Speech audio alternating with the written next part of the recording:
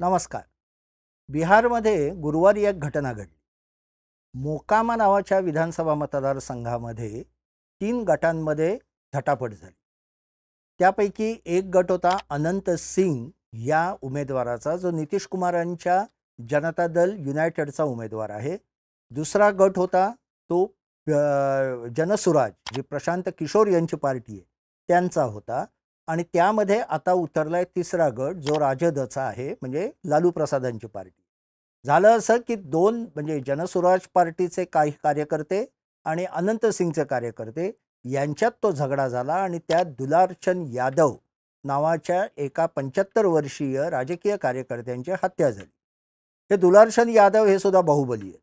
अनंत सिंग हे पण बाहुबली आहेत. त्यांचं तिथे राज्यात चालतं. त्यांना छोटे नवाब किंवा काही छोटे राजे अशा पद्धतीने म्हटलं जातं.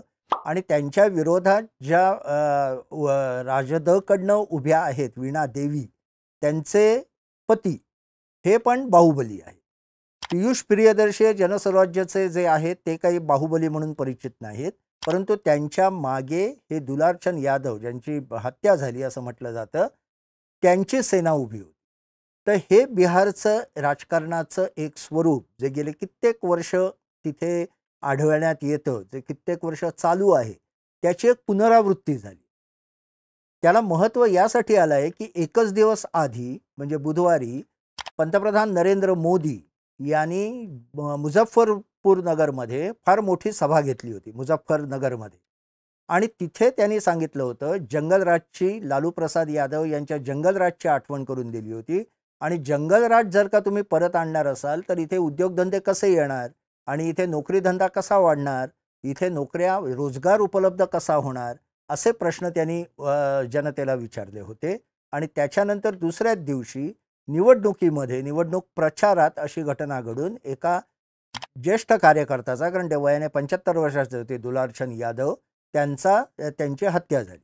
एक प्रश्न असा आहे की या हत्येचे परिणाम संपूर्ण बिहारमध्ये जाणवतील का? आणि कारण त्याला वेगवेगळे जातीचे अँगल पण आहेत. परंतु मुळात मोकामामध्ये हा जो प्रकार घडलाय, तो 2 भूमिहार समाजातीलच 2 गटांमधला आहे. त्यामुळे त्याला जातीचं डायमेन्शन हे संपूर्ण बिहारभर पसरेल असं आत्ता तरी वाटत नाही. पण मुद्दा असा येतोय की ज्या मंगलराजची घोषणा किंवा ज्या मंगलराजचा गवगवा नितीश कुमार नेहमी करत असतात की 2005 नंतर बिहार बदलत गेलाय आणि लालू प्रसादांच्या जंगलराजच्या जागी आमचं मंगलराज आलाय, त्याला तडा देणारी, त्या प्रतिमेला तडा देणारी अशी ही घटना आपल्याला बाहेरून बघताना वाटते. बिहारच्या जनतेला तसं वाटतं का? असं वाटताना दिसत नाही. तुम्हाला उत्सुकता असेल तर तुम्ही सर्वांनी बिहार संबंधी प्रचंड व्हिडिओ सध्या YouTubeवर उपलब्ध आहेत. तिथल्या लोकांच्या प्रतिक्रिया बघा. म्हणजे मोकामामधलीच प्रतिक्रिया बघाल तर तिथले काही लोक असं म्हणतायत की एकच गोळी तर चालली ना. पहिल्यांदा तर मोकामामध्ये रोज 5-6 गोळ्या निघायच्या, उडायच्या, म्हणजे एकमेकांना मारल्या जायच्या. त्यामुळे तिथल्या लोकांना एक गोळी चालली म्हणून त्याचं काही वैषम्य वाटत नाही किंवा ते धक्कादायक वाटत नाही. कारण मुळात पूर्वी, म्हणजे साधारण 90 ते 2004 किंवा 5 किंवा त्याच्या आधीही थोडाफार, 90च्या आधीही थोडाफार, बिहारमध्ये निवडणुकीतील हिंसाचार ही अगदी सहज घटना होती. सर्वच पक्षांकडनं हिंसाचार व्हायचा. म्हणजे साधारणपणे बिहारमध्ये निवडणुकीच्या काळात 600 ते 650 जणांचा बळी पडायचा निवडणूक प्रचारात. असं असं रेकॉर्ड आहे, पोलीस रेकॉर्ड आहे. त्या मनाने गेली 3 निवडणुका या बऱ्यापैकी शांततेत जात आहेत. आणि आत्ताची निवडणूक, ज्याचं पहिलं मतदान 6 तारखेला होणार आहे पुढील आठवड्यात, तिथे पहिल्यांदाच हिंसाचार इतका मोठा की ज्यात एका कार्यकर्त्याची हत्या व्हावी असा झालेला आहे. त्यामुळे बिहारमधली जनता या घटनेकडे कसं बघते आणि आपण बिहार बाहेरचे लोक त्या घटनेकडे कसं बघतो, याच्यात बराच फरक आहे. याचं कारण असं की एक बाहुबली संस्कृती किंवा बाहुबली कल्चर हे बिहारमध्ये फार मोठ्या प्रमाणात रुजलेलं आहे. मी 98, 97, 98 या 2 काळात बिहारमध्ये दौरे केले होते लोकसभा निवडणुकीच्या निमित्ताने, आणि त्याच्या आधी आणखी वेगळ्या पत्रकारितेच्या कारणाने. मी तेव्हा लोकसत्तेमध्ये काम करत होतो. त्यावेळेपासून आम्ही बघतोय की तिथे तेव्हाही बाहुबलींचं वर्चस्व हे जबरदस्त होतं. तेव्हा लालू प्रसाद यादव आणि नंतर राबडी देवी यांची सत्ता होती. मी लालू प्रसाद यादव यांच्या काळातही गेलो होतो आणि राबडी देवी यांच्या काळातही गेलो होतो. दोन्ही वेळे परिस्थितीत काहीही फरक नव्हता. संध्याकाळी 7 नंतर शक्यतो बाहेर पडू नका, पत्रकार असलात तरी, असं सरळ सरळ सांगितलं जायचं. माझं हॉटेलच्या पुढच्या बाजूला हायकोर्ट होतं. एकदा मी शॉर्टकट काढण्यासाठी हायकोर्टाच्या बाजूने जायचा प्रयत्न केला, तेव्हा मला पोलिसांनीच सांगितलं की या बाजून तुम्ही जाऊ नका, कारण इकडे हा जो सुनसान एरिया आहे तिथे बाहेरच्या माणसाला लुटण्याची शक्यता सर्वात जास्त असते, त्यामुळे तुम्ही काळजी घ्या.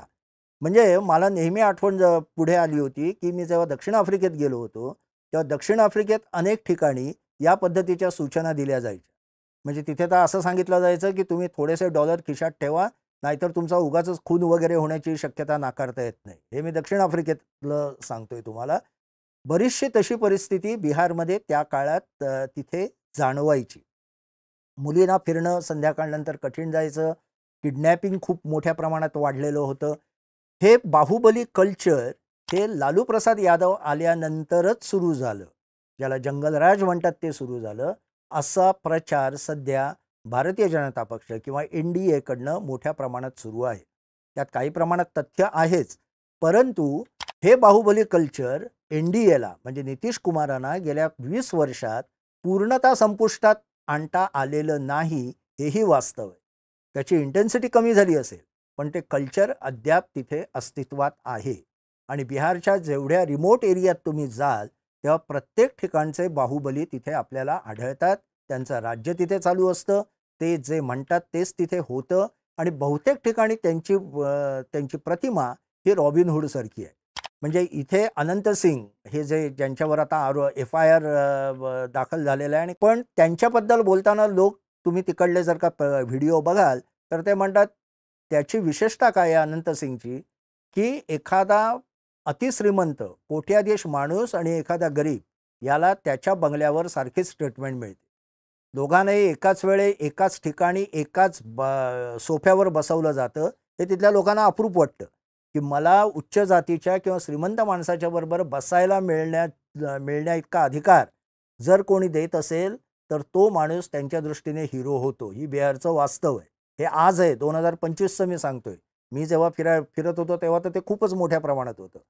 तर त्यामुळे झालंय असं की तिथे हे रॉबिनहूड हे जे कल्चर आहे, म्हणजे लोकांना मदत करणारे हे बाहुबली, आणि ते खरोखरच काही बाबत मदत करतात.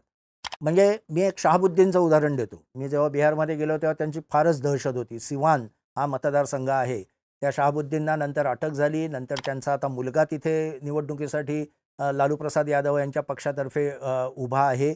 त्या सिवानमध्ये दुसऱ्या कोणत्याही पक्षाचा झेंडासुद्धा उभारायला परवानगी नव्हती.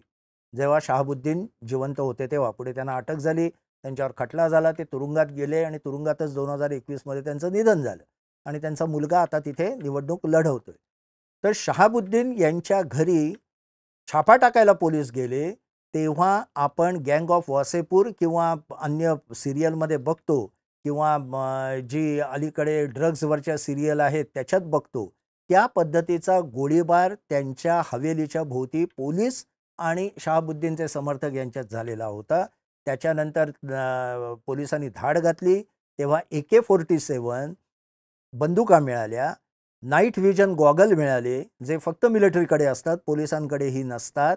अशा पद्धतीची साधन सामुग्री ही त्यांच्याकडे आढळली आणि यांचा कुठेतरी पाकिस्तानच्या गुप्तचर संघटनेशी लागेबांधे आहेत की काय, असे आरोपही CBIच्या आरोपपत्रात झाले. ते टिकले नाहीत पुढे, परंतु या पद्धतीची दहशत त्यांची तिथे होती आणि तरीही ते सातत्याने निवडून येत होते. आणि ते का निवडून येत होते, तर आज म्हणजे मी तुम्हाला 2025 मधली घटना सांगतो. तिथल्या जे पत्रकार आता तिथे फिरतायत, त्या काही पत्रकारांनी तिथल्या लोकांना विचारलं की शहाबुद्दीन यांची दहशत होती आणि आता ती दहशत नाहीये. गेले 2 निवडणुकात काही शहाबुद्दीन यांच्याकडनं कोणी निवडून आलेलं नाही. म्हणजे शहाबुद्दीन तुरुंगात गेल्यापासून शहाबुद्दीन यांच्या घराण्यातलं कोणीही निवडून आलेला नाही. एकदा राजदचा निवडून आला आणि एकदा भारतीय जनता पक्षाचा निवडून आला. परंतु तरी तुम्हाला शहाबुद्दीन आपलेसे वाटतात का? तर अनेकांनी म्हटलं की हो, त्यांची दहशत होती हे खरं आहे. त्यांचा धाक होता हे खरं आहे. आम्हाला त्यांची भीती वाटायची हेही खरं आहे. लुटालूट व्हायची हेही खरं आहे. परंतु शहाबुद्दीन असताना आमच्या परिसरातल्या म्हणजे सिवानमधल्या कुठल्याही डॉक्टरला ₹50 जास्त फी द्यायला लागायची नाही. जी आता आम्हाला 400 रुपये द्यायला लागते. त्यामुळे शहाबुद्दीन यांच्या काळात औषधं स्वस्त मिळत होती, हा त्यांना पॉझिटिव्ह इम्पॅक्ट वाटतो, जरी ते गुंडगिरी करत असले तरी. आणि असे छोटे-छोटे मदत करणाऱ्या ज्या म्हणजे ज्या पद्धतीचे कार्यपद्धती ही मंडळी आखतात, त्याचा फायदा बिहारमधल्या जनतेला वाटतो आणि बिहारमधली जनता त्यांच्या मागे वारंवार उभी राहते. आणि याचा इतिहास खूप मोठा आहे. म्हणजे बिहार तसं म्हटलं तर प्रोग्रेसिव्ह राज्य एकेकाळी होतं. म्हणजे भारतातल्या अनेक महत्त्वाच्या घटना बिहारमध्ये घडलेल्या आहेत. स्वातंत्र्य अगदी इसवी सन पूर्व काळात गेलो तरी बुद्ध, महावीर हे बिहारमध्ये जन्माला आलेले आहेत. त्यांचा प्रचार बिहारमध्ये झालेला आहे. जी उच्च नैतिक मूल्य जगाला सांगितली जातात, त्याचा सर्वाचा जन्म बिहारमध्ये झालेला आहे. स्वातंत्र्य लढ्यात महात्मा गांधींचं आंदोलन असो किंवा पुढे अनेक राजेंद्र प्रसादांपासून अनेक मोठे नेते असोत, हे बिहारमधले आहेत. जयप्रकाश नारायण बिहारमधले आहेत. विनोबांच्या भूदान यात्रेला सर्वात जास्त प्रतिसाद हा बिहारमध्ये मिळाला होता, जी जमीनदारीच्या विरोधात सुरू झाली होती. त्यामुळे बिहारची ती एक परंपरा खूप मोठी आहे. बिहारमधले कित्येक अधिकारी जे IAS झाले स्वातंत्र्योत्तर काळात आणि अधिक ब्रिटिशांच्या काळातही, त्यांनी भारतासाठी प्रशासकीय सेवेत सर्वोत्तम कामगिरी नोंदवलेली. म्हणजे एकेकाळी दिल्लीमधल्या प्रशासकीय व्यवस्थेत बिहारी बाबूंचा दबदबा होता. हे उच्चवर्णीय होते बेसिकली. परंतु 90 नंतर किंवा 80 नंतर मुख्यतः म्हणा, पण 90मध्ये जास्त घडलं, की हे चित्र बदलायला लागलं. 90च्या आधीही बिहारमध्ये थोडंफार गुंडाराज होतं, पण जंगलराज नव्हतं, असा फरक काही जण करतात. आणि त्या काळात मुख्यतः बिहारमध्ये उच्चवर्णीय मुख्यमंत्री होते. कर्पूरी ठाकूर एक अपवाद वगळता. आणि हे बहुतेक सगळे काँग्रेसचे होते. काँग्रेसने 80च्या दशकात 90च्या दशकात 4 मुख्यमंत्री केले. ते 4ही सवर्ण होते, उच्चवर्णीय होते. कर्पूरी ठाकूर त्याच्या आधी 67 मध्ये बिहारमध्ये मुख्यमंत्री झाले होते. त्यांनी पहिल्यांदा खरं म्हणाल तर भारतात रिझर्वेशन हे जोरकसपणे अंमलात आणलं. आरक्षणाचा मुद्दा आणला. त्यांनी तेव्हा एक कमिशन नेमलं होतं. त्याचं तर नाव मला आठवत नाही, पण ते प्रसिद्ध कमिशन होतं आणि त्यातनं रिझर्वेशनचं धोरण, आरक्षणाचं धोरण राबवायचा त्यांनी प्रयत्न केला. ते स्वतः ज्याला EBC म्हणतात, म्हणजे अति पिछड्या जाती, त्यातले होते. परंतु त्यांचं वैशिष्ट्य असं सांगतात, की ते सर्वांना बरोबर घेऊन चालायचे. म्हणजे त्यांनी उच्चवर्णीय विरुद्ध अन्यवर्णीय किंवा OBC किंवा दलित अशा पद्धतीचे भेद कधी केले नाहीत. सर्वांना बरोबर घेऊन जाण्याची त्यांना हातोटी होती. आणि त्यामुळे बिहारमध्ये जरी परंपरागत काय म्हणू आपण एक अतिशय जुन्या चालीरीतीने चालणारा तो प्रदेश असला, तरीसुद्धा द्वेषाचं राजकारण फारसं नव्हतं. हिंसेचं तर त्यावेळी फारच कमी होतं. लालू प्रसाद यादव जेव्हा मंडल धोरणाची भारतभर लागू झालं आणि त्याच्यानंतर एक OBCना त्यांचा स्वतःचा चेहरा मिळाला, स्थान मिळालं मुख्यतः राजकारणात आणि सरकारी नोकऱ्यांमध्ये.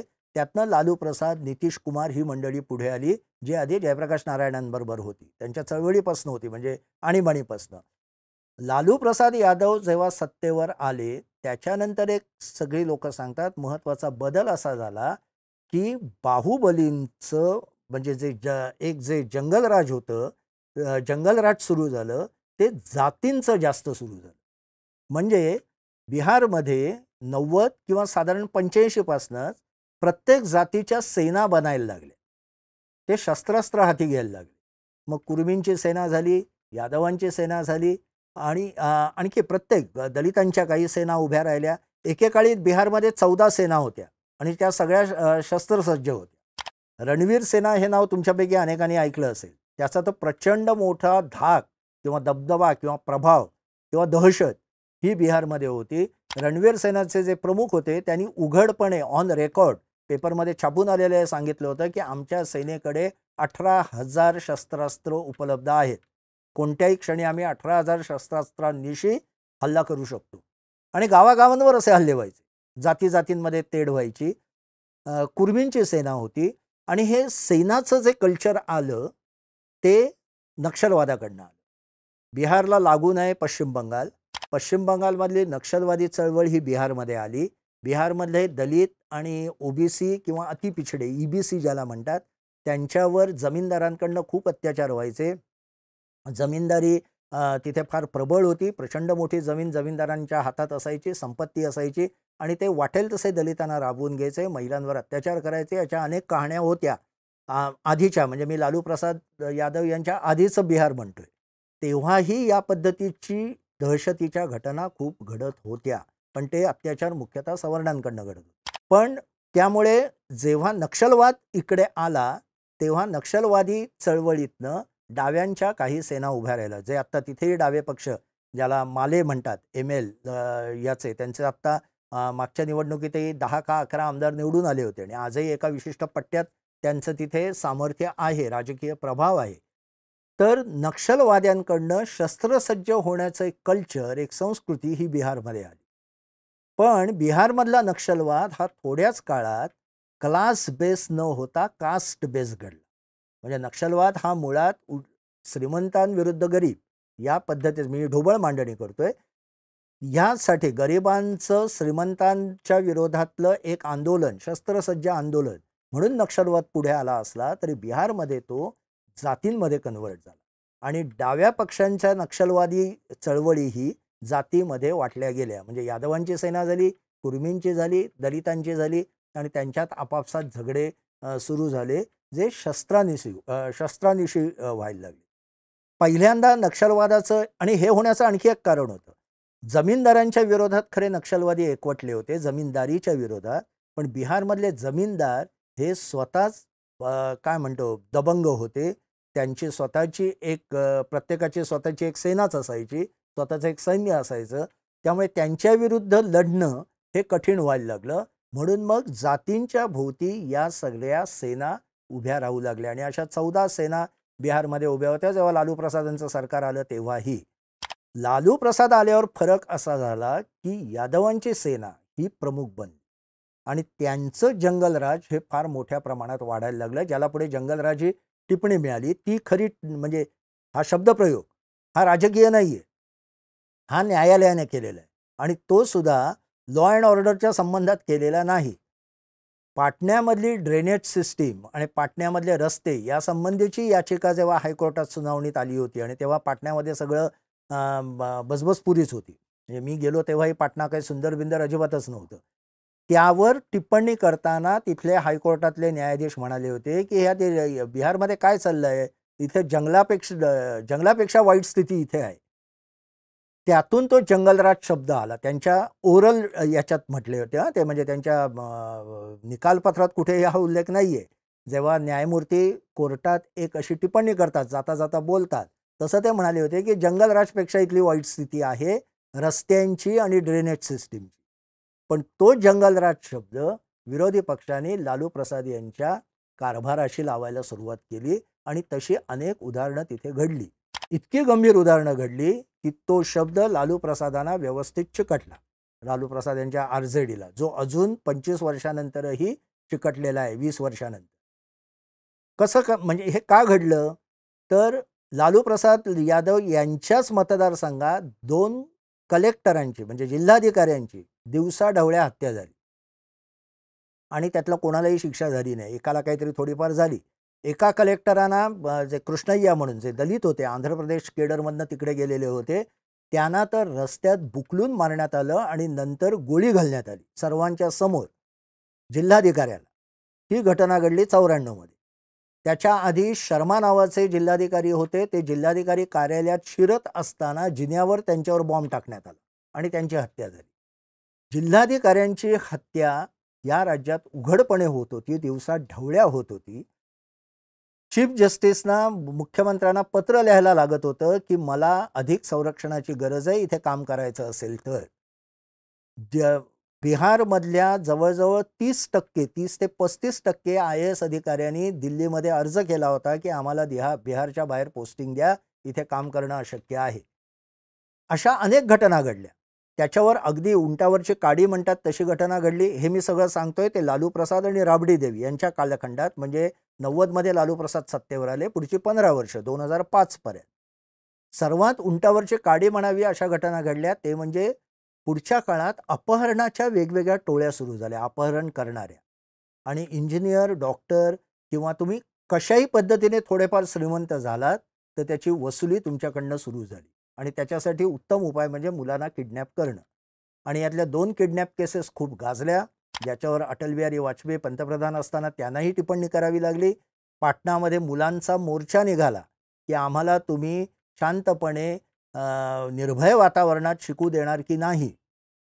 इथपर्यंत मुलांनी मोर्चा काढण्यापर्यंत परिस्थिती गेली आणि त्यामुळे मग लालू प्रसाद यांचा डाऊनफॉल सुरू झाला. त्याच दरम्यान ते चारा घोटाळ्यात अडकले. चारा घोटाळ्यात त्यांना अटक झाली. म्हणून त्यांनी राबडी देवींना मुख्यमंत्री केलं. राबडी देवींच्या काळात यादव लोकांचा दहशतवाद आणखीच वाढला आणि त्या सगळ्याचा परिणाम म्हणून, त्याला प्रतिक्रिया म्हणून नितीश कुमार हे पुढे आले. नितीश कुमारांनी EBC म्हणजे अति पिछड्या जातींची एक मोठ बांधली. पुढे त्यांच्याबरोबर भारतीय जनता पक्ष गेला आणि त्यांचं 2005 पासून आता 25 पर्यंत सत्ता आहे. आणि ते असं म्हणतायत की आमचं लॉ ऑर्डर, आमचं सुशासन आहे. नितीश कुमार यांचं सुशासन आणि लालू प्रसाद यांचं कुशासन ह्याची नॅरेटिव्हची स्पर्धा तिथे जोरात सुरू आहे. तेजस्वी यादव यांची एक अडचण होती. अडचण अशी आहे की मी हे जे लालू प्रसाद यादव यांच्या जंगलराजबद्दल बोललो, याच्याबद्दल आणखी तुम्हाला कोणाला माहिती हवी असेल तर याच्याबद्दलची पुस्तकंही उपलब्ध आहेत. मृत्युंजय शर्मा यांचं पुस्तक आहे. दुसरं एक झा म्हणून लेखक आहेत, त्यांचं पुस्तक आहे. मी त्यांची नावही तुम्हाला ज्यांना उत्सुकता आहे त्यांना सांगतो. मृत्युंजय शर्मांचं ब्रोकन प्रॉमिसेस नावाचं बिहारवरचं उत्कृष्ट पुस्तक आहे. नंतर ब्लफ ऑफ सोशल जस्टिस म्हणून रंजन झा यांचंही पुस्तक आहे. या अनेक गोष्टी डॉक्युमेंटेड झालेल्या आहेत. त्याचा प्रतिवाद करताना JNU मधनं किंवा अन्य प्राध्यापकांनी असं म्हटलं की हा एक बॅकलॅश होता.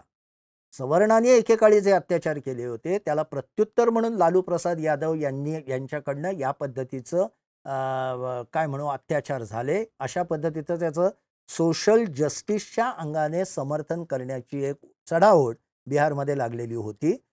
आता प्रश्न असा आहे जो तेजस्वी यादवांसमोर आहे. तेजस्वी यादव यांचा खरा म्हणाल तर या जंगलराजशी तसा काही संबंध नाही. जेव्हा नितीश कुमार यांची सत्ता आली 2005 मध्ये तेव्हा तेजस्वी यादव हे फक्त 19 वर्षाचे होते. त्यांचा राज्यकारभारात फारसा सहभाग नव्हता. माझ्या माहितीप्रमाणे त्यांना क्रिकेटमध्ये नाव काढायचं होतं आणि त्यासाठी ते बरीच धडपड करत होते, पण ते काही झालं नाही. आज गेली म्हणजे 2020च्या निवडणुकीपासनं तेजस्वी यादव जेव्हा जेव्हा पॉप्युलर व्हायला लागले आणि विशेषतः तरुण वर्ग त्यांच्या मागे उभा राहू लागला, ज्याने लालू प्रसाद यादव यांचं जंगलराजमधल्या दहशत किंवा त्यावेळच्या अनेक अत्याचार हे अनुभवलेले नव्हते, असा वर्ग जेव्हा तेजस्वी यादवांकडे जायला लागला तेव्हा तेजस्वी यादवांच्या वडिलांच्या ह्या अनेक कारवायांची आठवण विरोधी पक्ष करून द्यायला लागली आणि त्यातून जंगलराज ही टर्म अधिकाधिक पुढे यायला लागली, जी आजपर्यंत आणली जाते. आता तेजस्वी यादव यांची पंचायत अशी आहे की लालू प्रसाद यादव या आपल्या वडिलांना ते दूर सारू शकत नाहीत, कारण लालू प्रसाद यादव यांचा यादव मतांवर जबरदस्त पकड आहे. यादव त्यांच्यापासून हलायला तयार नाहीत. लालू प्रसाद यादवांनी कितीही काही चुकीचं केलेलं असलं, भ्रष्टाचार केलेला असला, दहशत माजवली असली तरी सुद्धा यादव त्यांच्याबरोबर आहेत, कारण तो त्यांचा नेता आहे. असाच प्रकार अन्य सर्व जातींबद्दल आहे. तेजस्वी यादव यांना आता ती काळी छाया दूर करून नवा जो यादव वर्ग आहे, नवा जो यादव नेतृत्व आहे त्याला पुढे आणून लोकांची मनं जिंकायची. परंतु जे सिनियर सिटीजन आहेत किंवा 40च्या पुढचे मतदार जे आहेत त्यांच्या डोक्यात अजून यादव म्हणजे लालू प्रसाद यादव यांचं राज्य हे बसलेलं आहे आणि त्याला प्रत्युत्तर कसं द्यावं हे तेजस्वी यादव यांना कळत नाहीये, विशेषतः महिला वर्गात. कारण महिला वर्गातल्या म्हणजे दपटशा दाखवून महिला वर्गावर अत्याचार करण्याचे अनेक प्रकार तिथे घडलेले होते. एका IAS अधिकाऱ्याच्या पत्नीवर अत्याचार झालेले होते, ती केस दिल्लीपर्यंत गेलेली होती. त्यामुळे महिला वर्गात या संबंधीची भीती जुन्या काळाची ही अजून आहे. ती कशी दूर करायची हा तेजस्वी यादवांसमोर प्रश्न आहे. पण दुसरा एक प्रश्न असा आहे की मग 20 वर्षात नितीश कुमार यांनी खरोखर लॉ अँड ऑर्डर आणली का तिथे, सुशासन आणलं का? तर तिथल्या मान्यवरांचं किंवा पत्रकारांचं म्हणणं असं की त्याची तीव्रता म्हणजे आधीच्या दहशतवादाची किंवा धाकदपटशाची तीव्रता खूप मोठ्या प्रमाणात कमी झाली आहे, पण अजून ते संपुष्टात आलेलं नाही.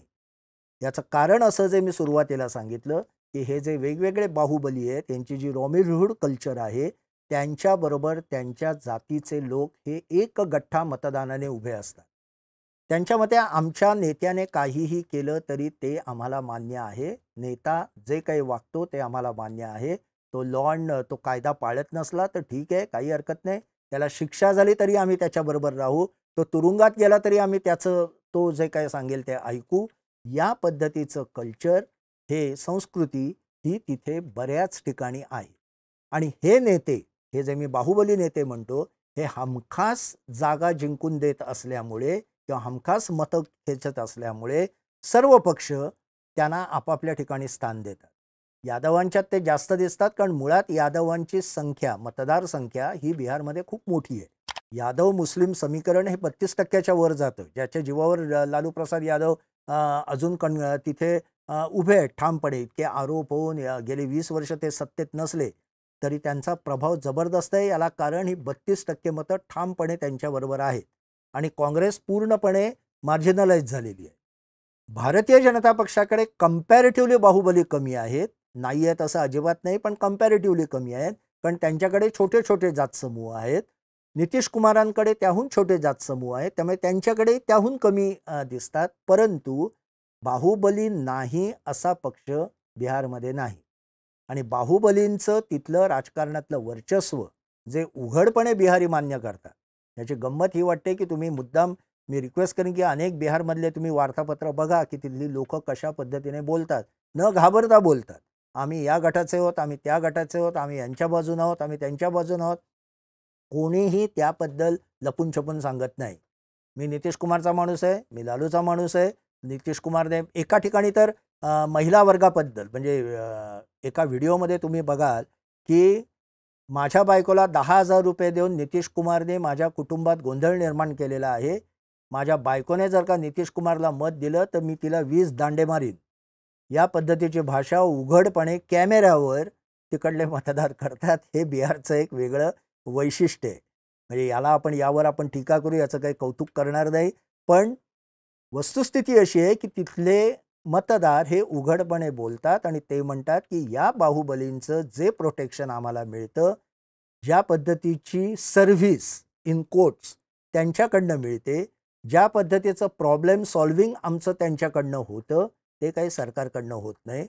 सरकारकडनं विकास होत असला तरी एकूण जीवनमान महागतं, एकूण आमचे कष्टही वाढतात, अनेक स्पर्धांना तोंड द्यावं लागतं. हे सगळं हे बाहुबली सांभाळून नेतात आणि कायम आम्हाला प्रोटेक्शन देतात. त्यामुळे आम्ही त्यांच्याबरोबर राहतो. महाराष्ट्रात या घटना घडलेल्या, अशा पद्धतीच्या घटना घडलेल्या नाहीत असं नाही. महाराष्ट्रात सुद्धा बाहुबली काही काही ठिकाणी पॉकेटमध्ये आहेत. ठाण्यामध्ये एकेकाळी आनंद दिघे हे असं सोशल सर्व्हिसमधनंच त्यांचा एक क्लाउड तयार झालेला होता. कारण अनेकांना अनेक पद्धतीची मदत ही आनंद दिघेंकडनं होत असे आणि त्याचा फायदा शिवसेनेला होत असे. परंतु बिहारमध्ये ज्या स्केलमध्ये ते आहे किंवा ज्या पद्धतीची शस्त्रास्त्र उघडपणे प्रदर्शन करून ज्या पद्धतीने तिथे कारभार चालतो, तसं अद्याप महाराष्ट्र काय किंवा अन्य राज्यात फारसं झालेलं नाही. म्हणजे पुन्हा एकदा गुरुवारच्या घटनेकडे जायचं तर अनंत सिंग ज्यांच्या विरोधात ते आता FIR होणार आहे, ते 40 गाड्यांचा ताफा घेऊन जात होते. आता मुळात इलेक्शन कमिशनचे नियम पाहिले तर तुम्ही प्रचारात वापरलेली प्रत्येक गाडी ही नोंदावी लागते आणि त्याचा खर्चही नोंदावा लागतो. आता 40 गाड्यांचा खर्च किती येत असेल, तो त्यांनी नोंदलाय का? पण हे प्रश्न बिहारमध्ये विचारलेच जात नाही. 30-40 गाड्या घेऊन बाहुबलीने फिरणं हे बिहारमध्ये सर्रास चालतं. हे मी 98-99 मध्ये अनुभवलेलं आहे, जे आजही रिमोट भागात का होईना पण अजूनही चालू आहे. बिहारचे अद्याप त्या कल्चरमधनं, या बाहुबली कल्चरमधनं सुटका झालेली नाही. जंगलराज लालू प्रसाद यादव यांच्या काळातलं बऱ्याच प्रमाणात कमी झालेलं असलं तरी बिहार हा पूर्णपणे शांततामय मार्गाने कारभार करणारा प्रदेश झालेला नाही. आणि इथेच गोमय, कारण याचमुळे, या अशा घटनांमुळे बिहारमध्ये गुंतवणूक होत नाही, उद्योजक पुढे येत नाहीत, उद्योजक तिथे गुंतवणूक करत नाहीत आणि म्हणून तिथला रोजगार वाढत नाही. म्हणून आजही तेजस्वी यादव यांना मी सरकारी नोकऱ्या देईन, प्रत्येक घरात एकाला सरकारी नोकऱ्या देईन, जे अशक्य आहे. कोणीही सामान्य माणूस सहज विचार करेल तरी कळेल की हे अशक्य आहे.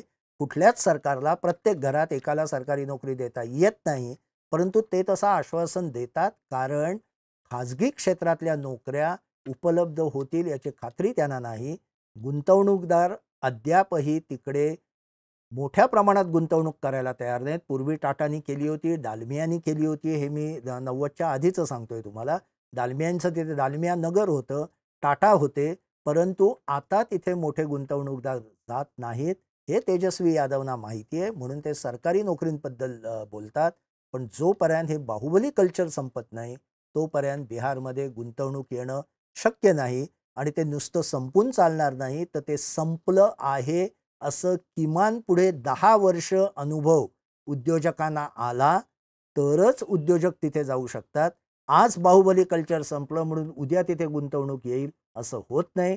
याची जाणीव तेजस्वी यादव यांना आहे, म्हणून ते सरकारी नोकऱ्यांबद्दल बोलतात. यांना आपल्या नितीश कुमार यांना आहे, म्हणून ते मागच्या जंगलराजबद्दल बोलतात. पण बिहारमध्ये विकासाची कामं झालेली असली तरी बेसिक कल्चर बदललेलं नाही. ही बिहारची सर्वात मोठी दुखरी नस आहे. धन्यवाद.